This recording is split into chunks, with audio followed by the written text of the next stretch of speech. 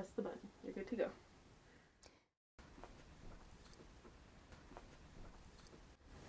My name is Madonna Hamel, and I am going to read essential work from the anthology from this little corner in my apartment in Shady Lane Villa in Val Marie, Saskatchewan, which is the gateway to the glorious national park, Grasslands National Park.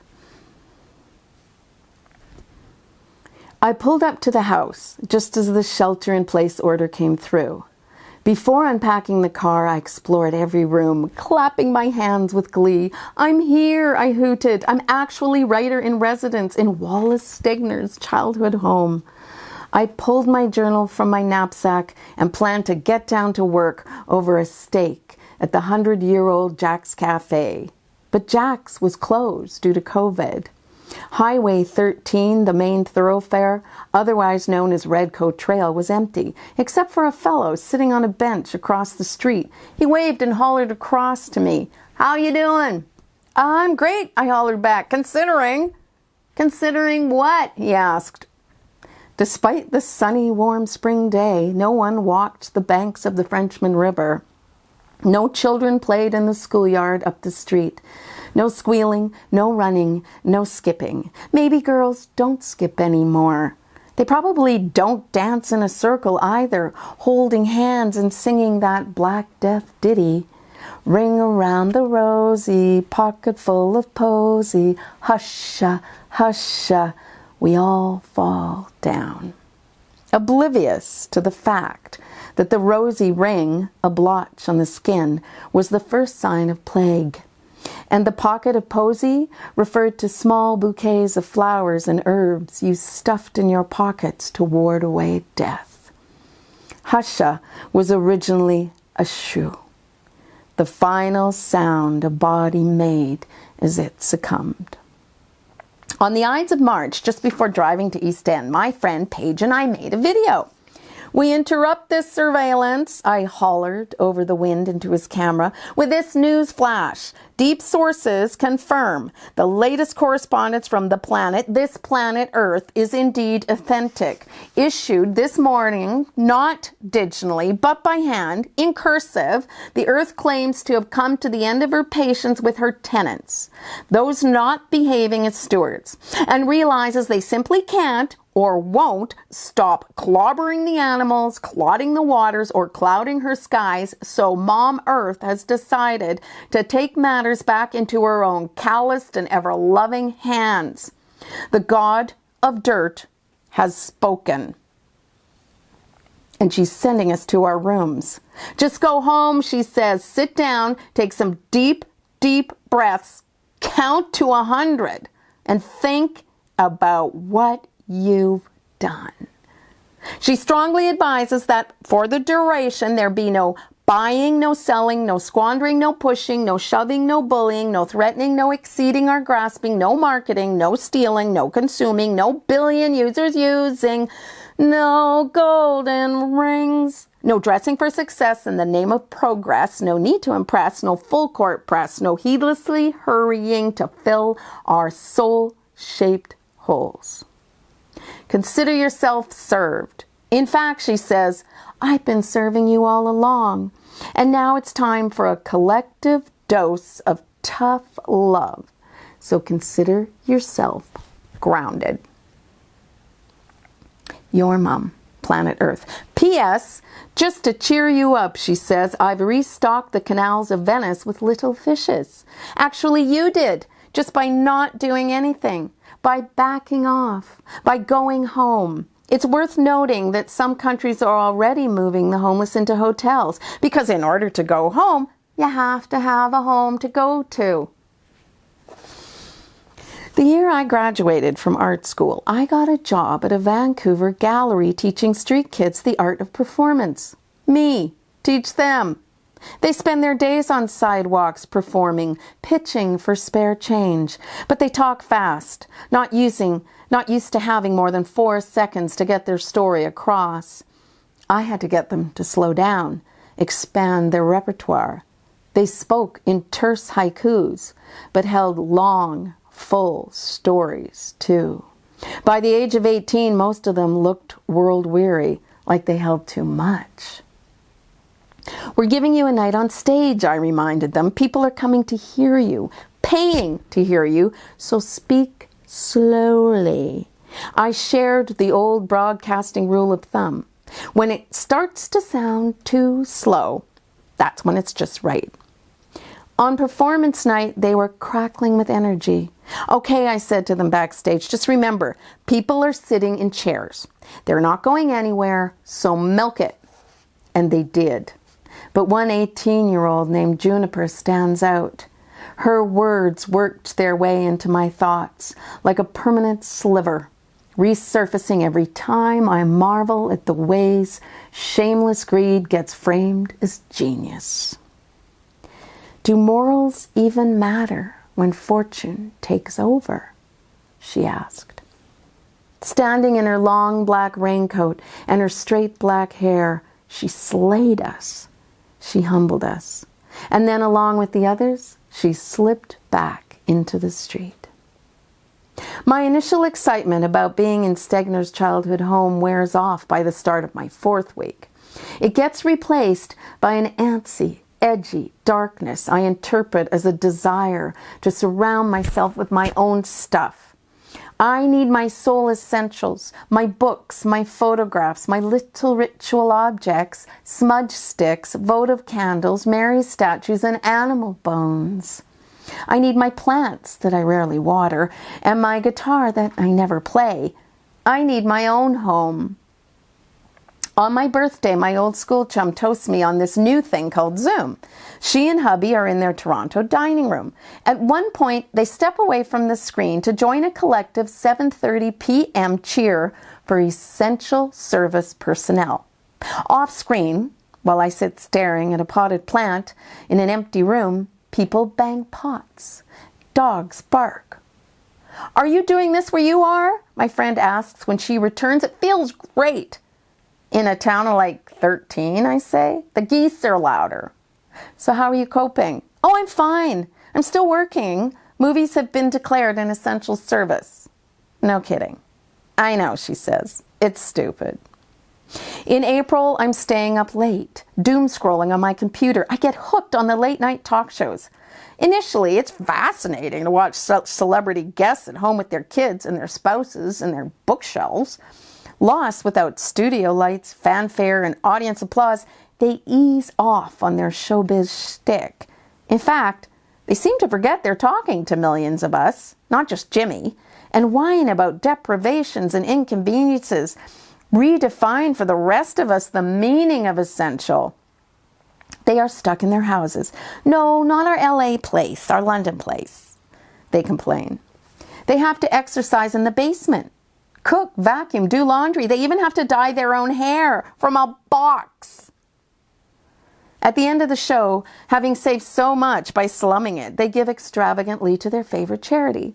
But rest assured, the next day, come lunchtime, they won't be hunting around in the back of the fridge for that half jar of peanut butter because of last night's generosity. I understand. It's not the fault of the rich and famous that 550,000 Americans are homeless. It's not even their responsibility.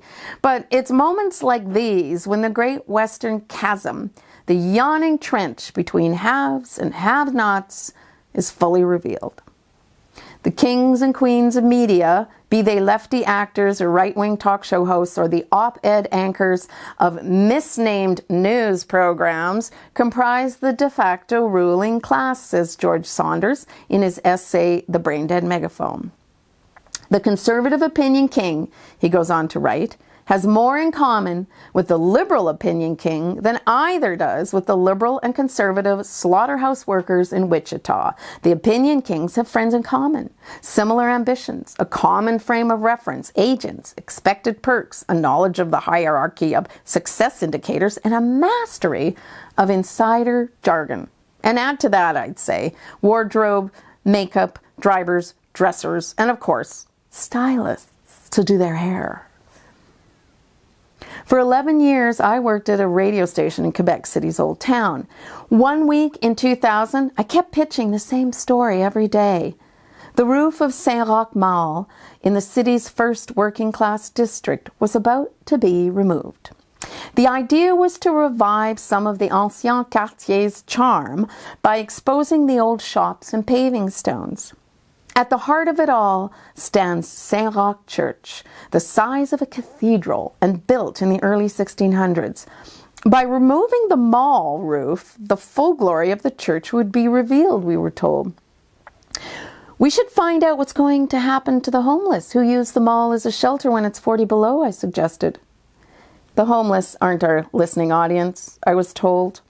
No shit, I grumbled. What with them not having homes and all. I kept trying. I wondered aloud what would happen to the man in the wheelchair with the mangled leg, and the other guy with one arm and no teeth, and the kid with the emaciated dog. Eyes rolled. Here she goes again. In the end, we did a number of stories on economic stimulus for green spaces, tourists, and boutique hotels. We covered every angle of the story for our listening audience. It's interesting to note that Saint-Roch, born in Montpellier in the Middle Ages, was a Franciscan monk who ministered to the sick and poor during the Black Death. It's said that anyone who he prayed over was cured. Eventually, he succumbed to the plague himself, but before dying, he was rescued by a dog who found him languishing in the woods with his leg half gone due to a festering wound. Today, he is considered the patron saint against cholera, plague, skin rashes, contagious diseases, dogs, and invalids with bad legs.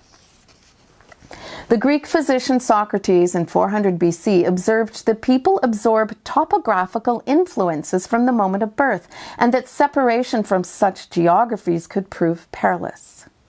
These perturbations we now know as nostalgia and homesickness, writes Ronald Rees in New and Naked Lamb. Rees was writing about immigrants and refugees coming to Canada to make a fresh start. People were so tied to certain landscapes, they would give up good land for poorer land because it reminded them of home. One of the strangest land-seeking phenomena, he writes, quoting a horseman living on the open prairie, was the way in which experienced farmers, after trailing over innumerable townships in which there was nothing to offend the plow, would choose some stony lot, which compared to what they might have had, was too poor to raise a disturbance. Homesickness was a serious condition with often fatal results. The Canadian government counted on a fatal homesickness when it moved Indigenous people from their land, their mother. When the Queen Mother, thousands of miles away, claimed ownership of prairie land, calling it Crown title, she failed to understand there already existed an underlying title. Raven title, turtle title, coyote title have always been and continue to be home rule. Indigenous people never bought the story, writes L. Edward Chamberlain.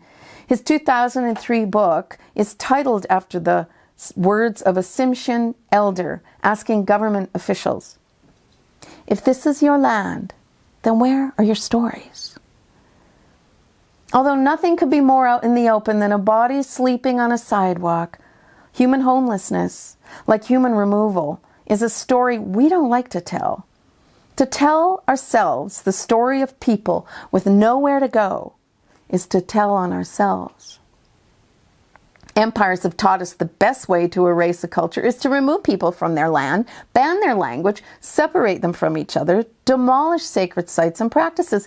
So it would follow the best way to revive a culture is to walk the land, behold the holy in each other and all creatures, and speak the language. My last evening at Stegner, April 30th, I step out at sunset, roaming for hours behind the nearby dinosaur museum where a facsimile of T-Rex's bones reside. The weather is warm. Spring seems to be staying. I decide it's time to leave the attic of my brain and hold a wake for my own bones. I rub sage through my fingers, inhale deeply, and let the revivification begin. I leave some tobacco. I send a prayer to the evening darkness closing in, then start the long walk back to Wally's home. Despite a nostalgia for his place of snugness, his little womb village on the lovely, lonely, exposed prairie, wrote Stegner in the essay, Child of the Far Frontier, he learned to be at home wherever he was. Having blown tumbleweed fashion around the continent, he grew to believe that home is not what you leave behind. Home is what you can take away with you. 1 out of 588 people in America are homeless, but before we get smug, we aren't doing much better up here. An estimated 235,000 people take shelter in Canada every year. Another friend in Toronto tells me she and her neighbors have converted their front yard libraries, outdoor cupboards of free books, to outdoor pantries. They're working together to get a vacant lot turned into a tent city, but they aren't getting a lot of support because, she says, people complain that homeless people are dealing with addictions and nobody wants them around. According to homelesshub.ca, 36% of Canadians have been homeless or know someone who has been, and another 16% fear they're next. 1 in 7 humans without a home are children. If you live on a fixed income, experience a decline in health and a raise in rent, if you have a disability or are a member of a visible minority or a refugee or an immigrant, if you're a kid kicked out of his house or a woman dodging a blow, or you're one paycheck away from the street and suddenly your boss loses his business due to a pandemic, you too could be homeless. You too could be someone nobody wants around them. In January 2020, Time revealed its cover person of the year. Newly elected Joe Biden and Kamala Harris. Really? Not essential workers anonymously modeling integrity and dignity, while the lucky among us fall apart in the safety of our homes, worrying our blankies and rationing toilet paper? Or how about the least of our brothers and sisters lacking essentials, stuck without a home? But who am I to judge? I have heat, food, and enough money squirreled away to get me through spring. Back home in Val-Marie, after my stay in East End, for most of the year of the pandemic, I stay inside, venturing out only on Tuesdays when the library and the White Mug Grocery get their respective deliveries of books and chickens. In his essay, Fiction to Make Sense of Life, Stegner observes that writers are not creating machines that are going to do nothing but run. Fiction is more than a well-carpeted entertainment, more than a mirror. It's a lens. A lens he chose to focus on life in front of him, and chose to try and make sense of it. It's the postmodern fascination with the funhouse mirror of spectacle that sucks me into late-night talk shows, despite my deep suspicion of bread and circus diversions. I suspect, while glued to my screen, an essential worker or a homeless soul is succumbing to the moods and weather of the harsh world. Safe and sound in my home, at a time when the essentials feel like luxuries, I am fortunate. And so the least I can do is pull myself back to the task at hand and train my writer's lens on the essence of this situation. Before I pick up my pen and get back to work, I clap my hands to remind myself I'm still here. Thank you.